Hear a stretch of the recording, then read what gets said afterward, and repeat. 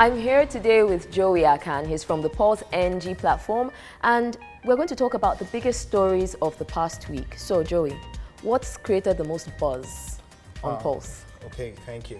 For Pulse Nigeria, the most buzz got created by Stephen Keshi.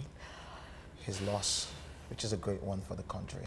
This is a man who has served us as a player, served us as a coach, also been very active in African football. Yeah, So his loss was really good. Do you know, it pained me like it was somebody I knew. Yeah. Like it was a literal shock to me. Yeah, Keshi is one of us. He's one of us. He's been with us we've known Keshi forever.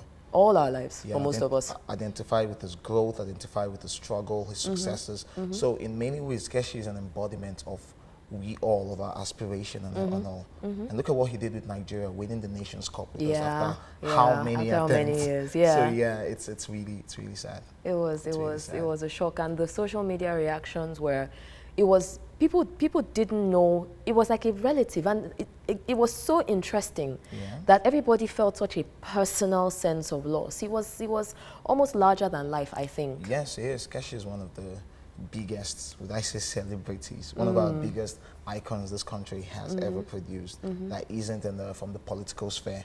So yeah, it affected all of us, all of us a lot. It was really sad. Yeah, and also like, this is a bit related, Shuaibu Amodu too.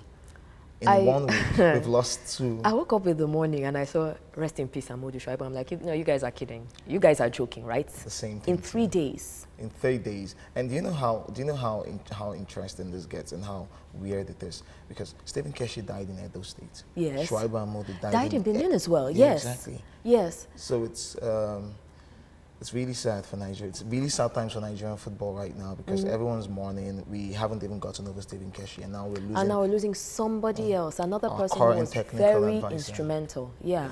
And then, of course, now people are also saying, somebody gave a very interesting tweet that this also now talks about how important it is for us to incorporate autopsies. Because I'm told Shuaibu Amodu died he literally had chest pains, he slept and then he didn't wake up. Yeah, he died in his sleep. And then for Stephen Keshi, according to his brother-in-law, he says Stephen Keshi has always had this nagging leg pain, which trailed him from his professional days in football. So whenever it does come, they do get to massage it, and then it goes. Yeah. So he was in Edo, and he had the chest pain that night and they did massage it, and then 1 hour later he began to gasp for breath. Before they could take him to the hospital. When they got to the hospital, the nurses, they checked the pulse and they're like, "Now you have a dead man on your hands."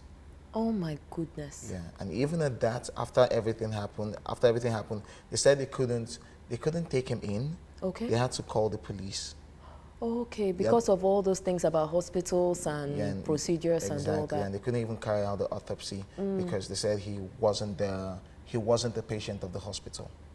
Yeah, it wasn't their patient, so medical history. You know what? That's going to get into another long discussion about medical procedure, and let's just keep that one first. Let's keep that one first. But honestly, I'm hoping this is it. I'm really not looking forward to waking up next week and hearing another story. Please. I hope this is the last one. No. Nigerian Football Federation. Yeah, but what else? What else made the news? Okay, what else made the news? We also have the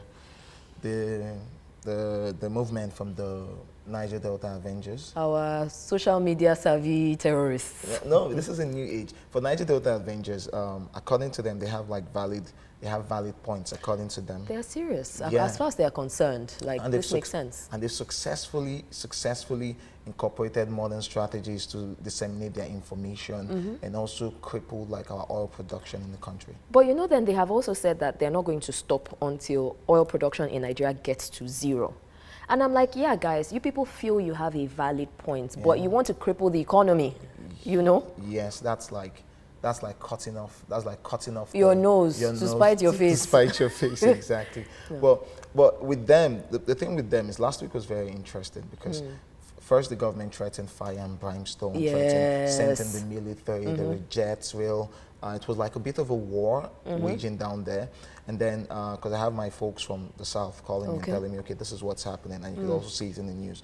But then, all of a sudden, there were more attacks, even with the presence of the military. There were more attacks, more crucial attacks. Ajib facilities were hit. Yes. And so with that, the government said, okay, we're pulling back the military. Military were pulled back and said, let's open a dialogue. But still, they're not interested. They don't want to have a dialogue. They don't want to talk.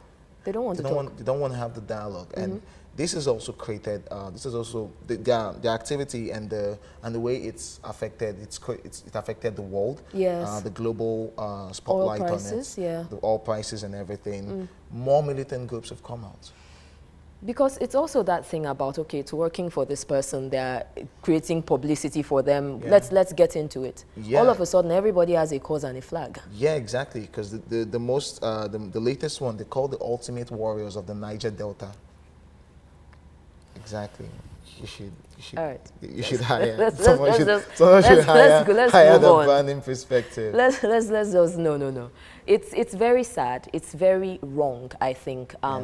Apart from the fact that whether you have a legitimate cause or not, they're doing terrible damage to the environment and coming so quickly on the heels of the Ogoni cleanup, which is already going to take about 25 to 30 years. You know, you have people now just destroying the environment, basically. You know? Yeah, and this is for them. They say it doesn't really matter because the environment is already destroyed. You know? So what would a little more spill? What would a little more spill cost if this is what's going to help us achieve our greater objective? And right now, negotiations, according to sources, negotiations are still ongoing. But so far, we just hope it gets to stop, and then everything gets back to normal. But that's what it is. That's what it is for the South.